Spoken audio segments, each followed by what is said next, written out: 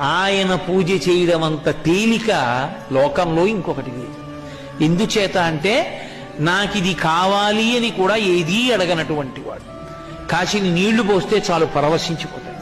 అటువంటి శివుడు కనుక ఆయన శంభుని, అటువంటి పరమాత్మ, అటువంటి దయార్ద్ర హృదయుడవు, చేసిన దోషాలు జ్ఞాపకంలో ఉండవు నీకు అని దేవతలందరూ వెళ్ళి ఆయన్ని స్తోత్రం చేసి, మూడవ కన్నున్నవాడా, ఉన్నది నువ్వు ఒక్కడివి, మూడు లోకములకు, కానీ నువ్వు మూడు అంకె మీద తిరుగుతుంటావు.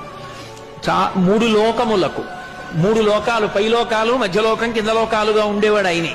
మూడు మూర్తులకును, బ్రహ్మ విష్ణు మహేశ్వరులుగా ఉండేవాడు ఆయనే.